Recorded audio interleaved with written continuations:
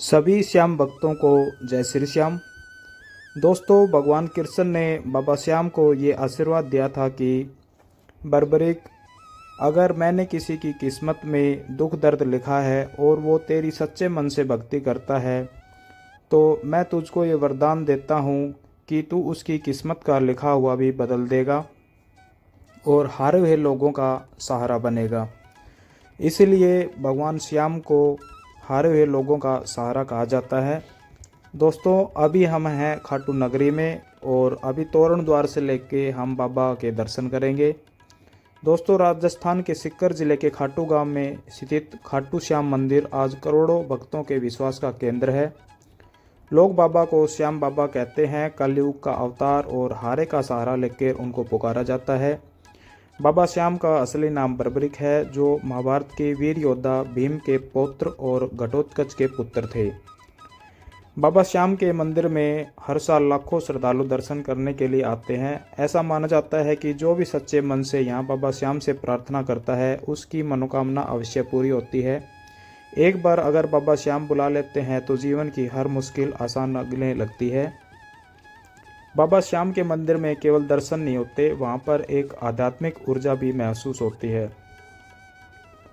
दोस्तों, कथा के अनुसार बर्बरिक एक महान योद्धा थे। महाभारत के युद्ध के दौरान जब भगवान बर्बरिक ने अपनी माता अहिलावती से युद्ध में शामिल होने की इच्छा प्रकट की तो उनकी माताजी ने उनको अनुमति दी।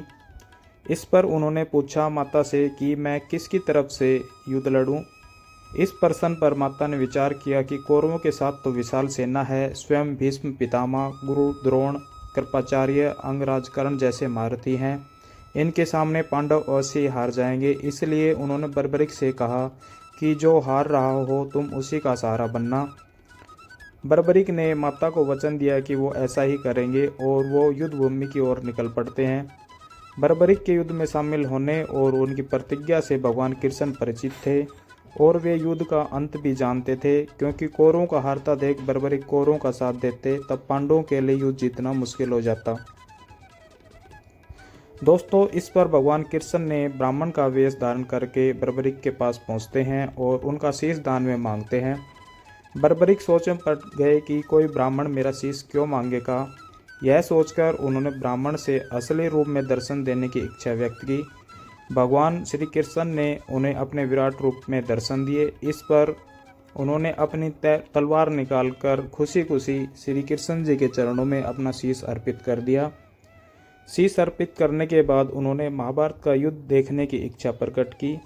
इस पर भगवान श्री कृष्ण ने बाबा बर्बरिक के शीश को युद्ध भूमि के समीप ही एक ऊंची पहाड़ी पर सुशोभित कर दिया।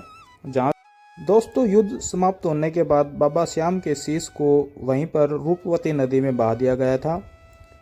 उसी रूपवती नदी से बहता हुआ बाबा श्याम का शीश खाटू गांव तक पहुंचा था। दोस्तों, नदी सूख जाने के कारण बाबा श्याम का शीश वही मिट्टी में दब गया था। कुछ टाइम बाद वहां पर लोगों ने देखा कि एक गाय रोज आती है और वहां पे अपना दूध गिराने लगती है।